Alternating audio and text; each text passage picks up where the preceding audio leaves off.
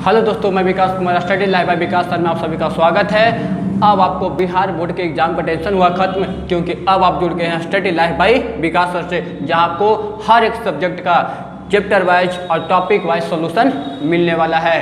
तो चलिए दोस्तों, बिना देर के हुए आज का टॉपिक देखते हैं। कौन सा टॉपिक है? त्रिकोणमिति। आपका टॉपिक त्रिकोणमिति, जो कि एग्जाम पॉइंट ऑफ व्यू से बहुत इंपॉर्टेंट है। तो त्रिकोणमिति का हम समझेंगे कि त्रिकोणमिति मतलब क्या होता है और इसमें किस किस तरह का, किस किस लेवल का मैथ पढ़ें, ताकि एग्जाम में हम हर एक क्वेश्चन को बेहतरीन तरीका से बना सकें। तो चलिए दोस्तों, त्रिकोणमिति, ये जो वीडियो जो बनाया जा रहा है, जो क्लास 10th का जो बिहार बोर्ड के एग्जाम जो देने वाले हैं या जो स्टूडेंट क्लास 10th में हैं, उनको ध्यान में रखते हुए हम ये वीडियो को बना रहे हैं। तो चलिए दोस्तों, तो त्रिकोणमिति पढ़ते हैं। त्रिकोणमिति मतलब त्रि मतलब होता है तीन, आप सभी जानते हैं। कोण मतलब होता है, कोण तो होता ही है, और मिति मतलब क्या होता है दोस्तों? मापना। मिति मतलब क्या होता है? मापना। यानी त्रिकोणमिति मतलब तीन कोणों की माप, तीन कोणों की माप। यानी त्रिकोणमिति का अगर हम शाब्दिक अर्थ देखें तो त्रिभुज की माप होता है। त्रिकोणमिति का अगर शाब्दिक अर्थ देखें दोस्तों तो त्रिभुज की माप क्या होता है? त्रिभुज की माप होता है दोस्तों, त्रिभुज की माप होता है।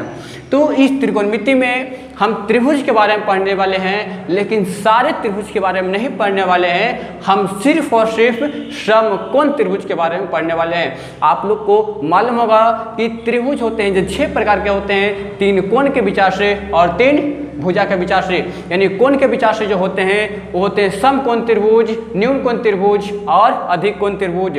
जो भुजा के विचार से होते हैं वो समबाहु त्रिभुज, समद्विबाहु त्रिभुज और विषमबाहु त्रिभुज। तो 6 प्रकार के त्रिभुज में हम लोग जो त्रिकोणमिति में पढ़ने वाले हैं, जो फाइनली जो इसको ज़्यादा ही जाने वाले हैं, वो समकोण त्रिभुज के बारे में पढ़ने वाले हैं दोस्तों। कौन सा त्रिभुज? समकोण त्रिभुज। समकोण त्रिभुज यानी राइट एंगल ट्रायंगल, समकोण त्रिभुज के बारे में पढ़ने वाले हैं। तो इस समकोण से आप सभी भली भांति परिचित होंगे, क्योंकि समकोण मतलब, समकोण बोलने का आशय क्या होता है दोस्तों? 90 डिग्री। समकोण मतलब क्या होता है? 90 डिग्री। और त्रिभुज मतलब तो त्रिभुज होता ही है। यानी कि जिस त्रिभुज में, यानी कहने का मतलब दोस्तों यहाँ पे देखेंगे, यानी जिस त्रिभुज में अगर एक कोण 90 डिग्री का हो, जिस त्रिभुज में अगर एक कोण 90 डिग्री का हो, तो उस त्रिभुज को हम क्या बोलेंगे? समकोण त्रिभुज। यानी जिस त्रिभुज में, माना कि ABC यहाँ पे एक त्रिभुज है जिसमें B है जो 90 डिग्री है, तो इस त्रिभुज को दोस्तों हम बोलेंगे समकोण त्रिभुज। अब बढ़िया तरीका से समझेंगे। अब थ्योरी को बढ़िया तरीका से समझेंगे, हम हर एक क्वेश्चन को बढ़िया तरीका से बताने की कोशिश करेंगे, और हम हर वो क्वेश्चन बताएंगे जो आपको एग्जाम में पूछा जाएगा, जैसा कि आपको एग्जाम में देखने को मिलेगा। तो चलिए दोस्तों, ये हो गया आपको ABC एक समकोण त्रिभुज हो गया। क्यों? क्योंकि आपका एक कोण है जो 90 डिग्री दिया हुआ है। दोस्तों आप भली भांति जानते हैं कि 90 डिग्री के सामने वाले भुजा को कहते हैं, क्या कहते हैं? कर्ण कहते हैं। 90 डिग्री सामने वाले भुजा क्या कहते हैं दोस्तों? कर्ण कहते हैं। पहले आप ये जान जाइए कि ये जो त्रिभुज हुआ इसमें 3 कोण होता है, एक कोण, 2 कोण और 3 कोण। एंगल A हो गया, एंगल B हो गया एंड एंगल C हो गया। इसमें 3 भुजा है, AB, BC और CA, या फिर AC इसको बोल सकते हैं। यानी एक त्रिभुज में 3 कोण होते हैं और 3 भुजा होते हैं। तो 90 डिग्री के सामने वाले भुजा हमेशा ही कर्ण कहलाएंगे, जिसको हम लोग एज से सूचित करेंगे, हाइपोटेनस, यानी कि हम लोग एज से सूचित करेंगे। अब दोस्तों जो 2 भुजा और बच गया, तो 2 भुजा में से हम एक को आधार मानेंगे और एक को लंब मानेंगे। तो हम किसको आधार और किसको लंब बोले? यानी एक आधार होगा, एक लंब होगा। तो हम किसको आधार किसको लंब बोले, ये एंगल पे डिपेंड करता है दोस्तों।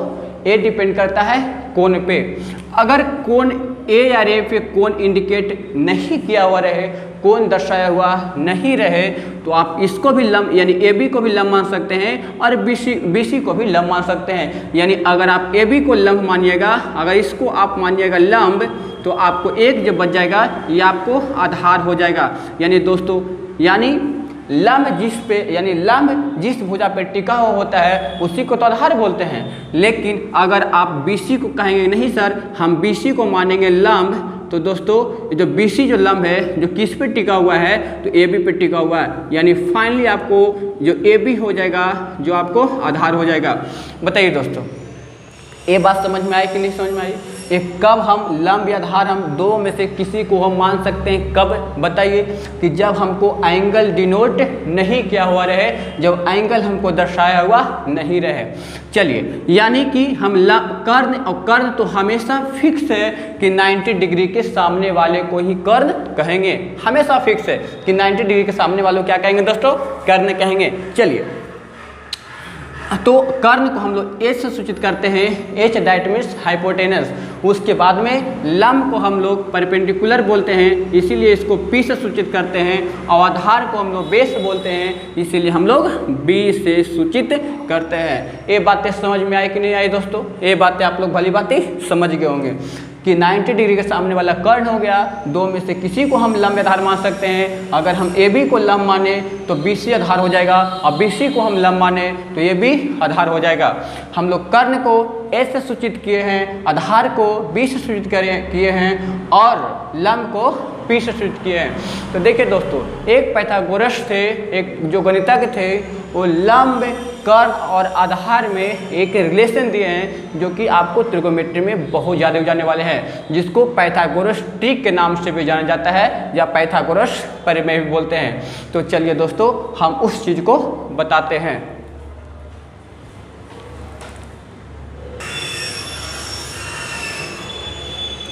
इसे आप लिख लेंगे, आगे हम बढ़ते हैं। तो पाइथागोरस ने जो कौन से गणितज्ञ थे दोस्तों?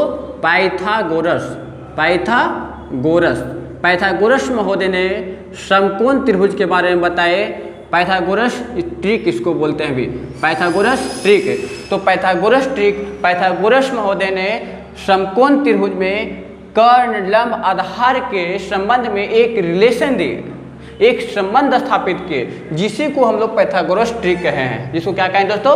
पाइथागोरस ट्रिक कहे हैं, जो कि इसको पाइथागोरस ट्रिक या फिर प्रमेय भी बोलते हैं, पाइथागोरस प्रमेय भी बोल सकते हैं, जो कि पाइथागोरस जी ने बताए थे लंब, कर्ण, आधार को रिलेशन रखते हुए कि किसी भी एक समकोण त्रिभुज में जो कर्ण का अगर वर्ग करिएगा तो अन्य दो भुजाओं का वर्ग का सम करिएगा, यानी वर्ग का जोड़िएगा, उसको बराबर आएगा। यानी फाइनली आप इधर कर्ण का स्क्वायर करिएगा, तो जो अन्य दो भुजा है, यानी दोस्तों एक भुजा आ गया लंब, इसको स्क्वायर करिएगा, एक भुजा आ गया आधार, इसको स्क्वायर करिएगा, और दोनों को जोड़ दीजिएगा, उसका बराबर होगा। ठीक है दोस्तों, यानी कि कर्ण का स्क्वायर होगा जो लंब का स्क्वायर और आधार के स्क्वायर का जोड़ होगा। यही बताए थे पाइथागोरस जी ने, यानी कर्ण का स्क्वायर बराबर लंब का स्क्वायर प्लस आधार का स्क्वायर। यानी यहाँ से दोस्तों एक फार्मूला ही तैयार हो गया, एक फार्मूला ही तैयार हो गया, जिसे आप लोग रटते हैं, रटने की जरूरत नहीं है, एक फार्मूला से आगे फार्मूला निकल जाएगा। यानी अब आपसे अगर ये फार्मूला हो गया, अगर आप पूछ दे कोई अब लंब का स्क्वायर पूछ दे कि बताइए दोस्तों कि लंब का स्क्वायर बराबर क्या होगा, तो इधर प्लस में है आधार का स्क्वायर, अगर बराबर के दूसरे साइड जाएगा, बराबर के बाईं ओर जाएगा तो माइनस में हो जाएगा। यानी दोस्तों कर्ण का स्क्वायर माइनस आधार का स्क्वायर हो जाएगा, कर्ण का स्क्वायर माइनस आधार का स्क्वायर हो जाएगा। अगर आपको आगे पूछे आधार का स्क्वायर बराबर क्या होगा, आधार का स्क्वायर बराबर क्या होगा, अगर आपको आधार का स्क्वायर पूछ दे दोस्तों, आधार का स्क्वायर पूछ दे, तो आप क्या बताइएगा? कर्ण का स्क्वायर माइनस लंब का स्क्वायर, इधर कर देंगे, यानी कि कर्ण का स्क्वायर माइनस कर देंगे दोस्तों लंब का स्क्वायर का। ये तीन फार्मूला यहाँ से निकल गया। पाइथागोरस प्रमेय ने दिए थे कि कर्ण का स्क्वायर करिएगा तो लंब स्क्वायर प्लस आधार का स्क्वायर का जोड़ के बराबर आएगा। यहाँ से लंब स्क्वायर निकल जाएगा तो कर्ण स्क्वायर माइनस आधार स्क्वायर, यहाँ से अगर आधार स्क्वायर निकल जाएगा तो लंब स्क्वायर चले जाएगा उधर, यानी कर्ण स्क्वायर माइनस लंब स्क्वायर। दोस्तों इसी को शॉर्ट में हम, कर्ण को शॉर्ट में हम लोग H लिखते हैं, लंब को शॉर्ट में P लिखते हैं, आधार को शॉर्ट में हम लोग B लिखते हैं। यानी अगर शॉर्ट में अगर संकेत में लिखना चाहे तो दोस्तों H स्क्वायर बराबर हो जाएगा P square plus B square. यहाँ से हमको अगर कर्ण स्क्वायर नहीं, हमको ओनली फॉर कर्ण निकालना रहेगा तो क्या करेंगे दोस्तों, हम कर्ण बराबर स्क्वायर है दोस्तों, स्क्वायर बराबर के दूसरे साइड जाते हैं तो अंडर रूट में चला जाता है, यानी P square plus B square यहाँ से निकल गया, यहाँ से आपको दोस्तों निकल गया, ये पहला। दूसरा आप जानते हैं कि अगर हम लंब स्क्वायर बराबर निकालना चाहे तो क्या हो जाएगा दोस्तों, कर्ण स्क्वायर माइनस आधार स्क्वायर, कर्ण स्क्वायर माइनस आधार स्क्वायर। यहाँ से हम लंब स्क्वायर न निकाल कर हम खाली ओनली फॉर लंब निकालना चाहे तो हो जाएगा हमको कर्ण स्क्वायर माइनस का आधार स्क्वायर। ठीक है दोस्तों, ये दूसरा फॉर्मूला। आप इसी में आप तीसरा जानते हैं कि अगर आधार स्क्वायर बराबर होता क्या है, H square minus P square, यानी कर्ण का स्क्वायर माइनस लंब का स्क्वायर। यहाँ से अगर हमको आधार सिर्फ आधार तो स्क्वायर चल जाएगा बराबर के दूसरे साइड में तो अंडर रूट में, यानी कि H square minus P square. ये आपको फार्मूला हो गया। ये फार्मूला आपको दोस्तों पूरा ट्रिगोनोमेट्री चैप्टर में, पूरा ट्रिगोनोमेट्री चैप्टर में आपको बहुत यूज आने वाला है और लगभग हर एक क्वेश्चन में फार्मूला यूज आएगा। इससे बड़े से बड़े क्वेश्चन बहुत ही आसानी से बन जाएगा दोस्तों, तो इसे आपको ध्यान में रखना है। आप लोग बोल रहे होंगे सर इसे ध्यान में रखना ही तो बहुत कठिन होता है, इसे ध्यान में रखें कैसे? तो दोस्तों एक बिल्कुल ही आसान तरीका है जिससे आप ध्यान में इसको रख सकते हैं, बिल्कुल आसान तरीका है। आप हर एक टॉपिक को, हम भी कहते हैं कि किसी भी चीज़ को आप रटिए नहीं, उसको समझने का प्रयास करिए। समझिएगा तो आपको हमेशा याद रहेगा, रटिएगा कुछ देर के बाद आप भूल आ जाइएगा। चलिए आप यहाँ से केयर करिए कि इस त्रिभुज में सबसे बड़ी भुजा कौन है, तो सबसे बड़ी भुजा दोस्तों कर्ण है। सबसे बड़ी भुजा कौन दोस्तों, कर्ण है, और दो छोटी भुजा है।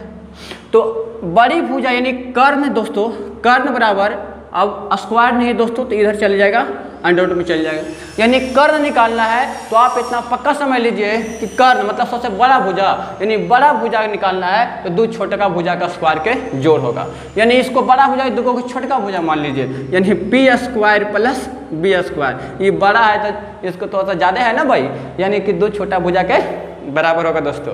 अगर यहाँ से अब हमको P निकालना है, P दैट मीन्स क्या, P मतलब लंब निकालना है, लंब निकालना है यानी छोटा। अच्छा तो छोटा निकालना है तो बड़ा कौन है, बड़ा में से छोटा घटा देंगे, यानी अंडर रूट तो जाएगा, आपको यही मालूम है कि माइनस होता है, लेकिन कर्ण में से घटाएं कि आधार में से घटावे कर्ण को, ये आपको मालूम नहीं होता है, कंफ्यूज कर जाते हैं। तो यहाँ से P तो आपको हो गया दोस्तों, P तो तीन गो में होता है, P होता है, एगो B होता है, एगो H होता है। तीन गो में से एक गो तो निकल गया P, बच गया दो गो, एगो बच गया H, एगो बच गया B। तो H और B में H आएगा पहले, अब B आएगा बाद में, क्यों, और स्क्वायर तो लगेगा। अब बीच में प्लस होगा कि माइनस होगा, क्योंकि छोटका का निकालना है तो अंडर रूट में है दोस्तों, तो बड़का में से छोटका घटेगा, यानी बड़का कर्ण होता है और ये छोटा हो गया, यानी बड़ा में से छोटा घटा देंगे, यानी कर्ण में से आधार है जो घटेगा। इसी प्रकार B निकालना रहेगा, तो B क्या हो जाएगा दोस्तों, अंडर रूट, फिर B बड़ा का अंदर है, यानी कि कर्ण में से घट जाएगा, कौन अवधि घट जाएगा, लंब घट जाएगा, यानी कि कर्ण में से लंब घट जाएगा, यानी कर्ण के स्क्वायर माइनस लंब के स्क्वायर अंडर रूट पे चढ़ा देंगे तो आधार का आपका फार्मूला तैयार हो गया दोस्तों। आधार का फार्मूला दोस्तों तैयार हो गया। आप देख रहे हो दोस्तों पसीना चल रही है, ठीक है, टेंशन लेने की बात नहीं है। जिंदगी में संघर्ष है, आप लोग जानते हैं कि न संघर्ष न तकलीफ है तो क्या खाक मजा है जीने में। बड़े बड़े तूफान भी थम जाएंगे जब आग लगे सीने में। तो आप लोग भी पढ़ाई कर रहे हैं तो बिल्कुल इसी जोश और जुनून के साथ पढ़ाई करिए, ताकि हमें जो आपका जो लक्ष्य है वो लक्ष्य आपको प्राप्त हो सके और लक्ष्य को प्राप्त होने में किसी प्रकार की कोई बाधा न हो।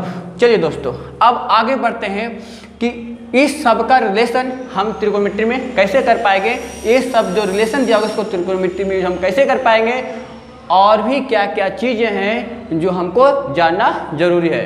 तो देखिए दोस्तों आगे क्या चीज़ है, इसे आप बेहतरीन तरीक़ा से लिख लेंगे। ये आपको थ्योरी चल रहा है दोस्तों, थ्योरी ही बेहतरीन तरीक़ा से पढ़ लेंगे तो आपको प्रश्नावली में और मैथ बनाने में कोई दिक्कत नहीं होती है। आपको मैथ नहीं बनता है, यानी कि कब मैथ नहीं बनता है, जब आप थ्योरी बढ़िया तरीक़ा से नहीं जान रहे होते हैं और थ्योरी इसका बेहतरीन तरीक़ा से जानते नहीं हैं तो मैथ में आप फंस जाते हैं और मैथ में लगा रहते हैं। तो मैथ में मत लगे, पहले इसको थ्योरी को मजबूत करिए। चलिए दोस्तों, इसको आप लिख लिए होंगे, इसको हम इरेज कर देते हैं।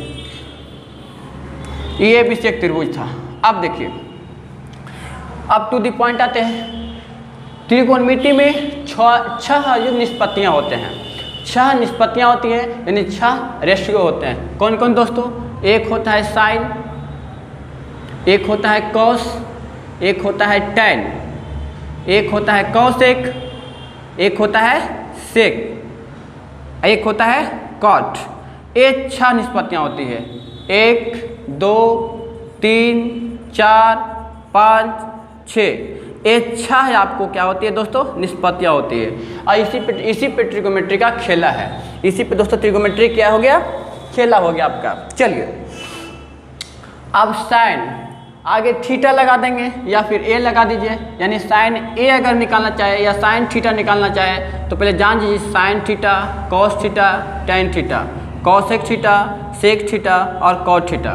बहुतों बार नाम सुनोगे, यानी इसका फार्मूला आप रटते रटते थक गए होंगे तो भी आप भूला जाएंगे, तो रटने की कोई बात है ही नहीं। चलिए, तो साइन थीटा बराबर क्या होता है, कॉस थीटा बराबर क्या होता है, टैन थीटा बराबर क्या होता है, कॉसेक थीटा क्या होता है, सेक थीटा क्या होता है और कॉट थीटा क्या होता है।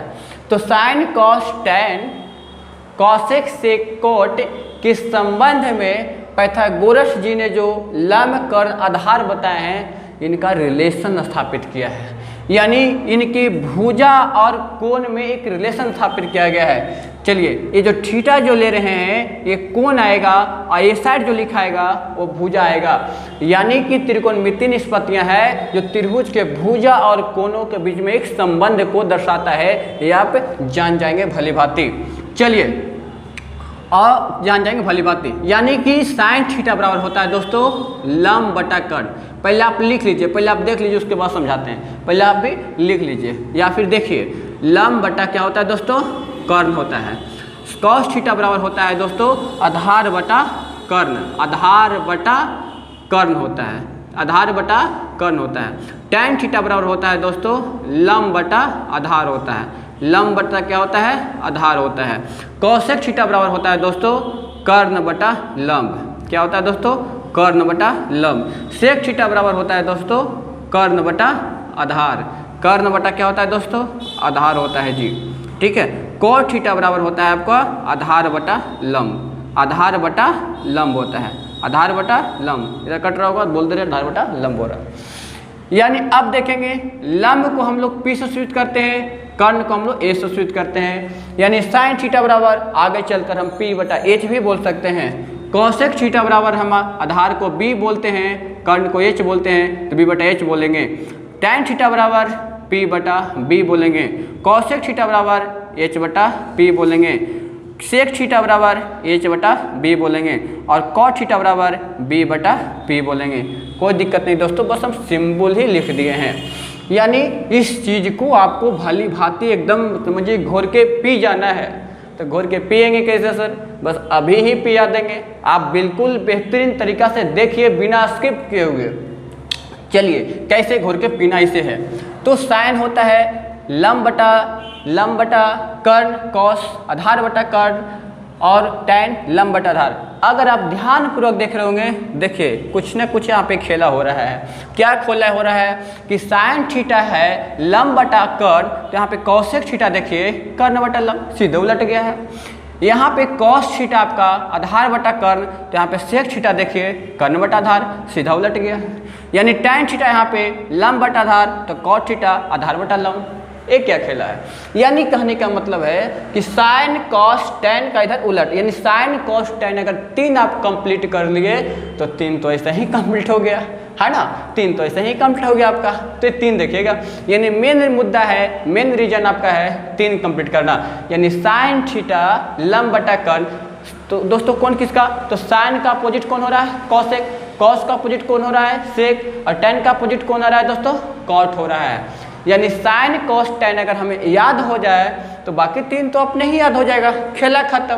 तो यानी साइन कॉस टेन को याद करने का क्या तरीका है, तो दोस्तों आप एक जान जाइए, लाल बटा कक्का, लाल बटा कक्का, ठीक है, लाल बटा कक्का, कक्का लाल हो गए, एकदम अपग्रेड में चल गए, अपग्रेड में चल गए, तो लाल के ऊपर बटा कक्का, ठीक है। साइन कॉस टेन सीक्वेंस यही रहेगा, यानी लाल बटा कक्का, ल से क्या हो गया, लम बटा कर्ण, साइन थीटा का फार्मूला। कॉस का आ से आधार बटा कर्ण, कॉस थीटा का फार्मूला। टेन थीटा क्या हो गया, लम बटा आधार, लम बटा आधार, आपका तीनों खत्म है, तीनों आपका याद हो गया। यानी कि आपको ए वाला जो रिलेशन दे रहा है, ए आपको दे रहा है जो साइन का दे रहा है, ए आपको दे रहा है जो कॉस का दे रहा है, ए आपको दे रहा है जो टेन का दे रहा है। यानी साइन थीटा लम बटा कर्ण, कॉस थीटा आधार बटा कर्ण, टेन थीटा लम बटा आधार। जब ये तीनों याद ही हो गया तो ये तीनों तो अपने आप याद हो गया। यानी आप इस टॉपिक को, जो भी टॉपिक बताए हैं, इसको बेहतरीन तरीका से समझ गए होंगे। अगर इसमें भी कहीं भी दिक्कत है तो आप कमेंट करके मुझे बता सकते हैं। इसके आगे का जो थ्योरी, अभी एक थ्योरी, एक क्लास का थ्योरी इसको और चलेगा, उसके बाद हम मैथ यानी कि हर एक मैथ को हम यहाँ पे समझाने की कोशिश करेंगे और एक एक क्वेश्चन हम NCERT और भारतीय वन का हम बताएंगे और वही क्वेश्चन यहाँ पे बताया जाएगा जिस तरह से आपको एग्जाम में पूछा जाएगा। यानी क्लास 10th का पूरी तरह से ध्यान में रखकर हमें वीडियो बना रहे हैं और हम एक क्लास को ले रहे हैं, ठीक है दोस्तों। तो आई होप आप इसे बेहतरीन तरीका से समझ गए होंगे। आप फिर मिलेंगे हम नेक्स्ट वीडियो में, इसकी अगली सीरीज में ट्रिगोनोमेट्री पार्ट 2 में मिलेंगे, जो कि इससे आगे का सीरीज आपको देखने को मिलेगा। आप इसे रेगुलरली फॉलो करिए ताकि आपको एग्जाम में, ताकि आप अपने एग्जाम में एक बेहतरीन परफॉर्मेंस कर सकें। तो ठीक है दोस्तों, take care, bye bye, thank you.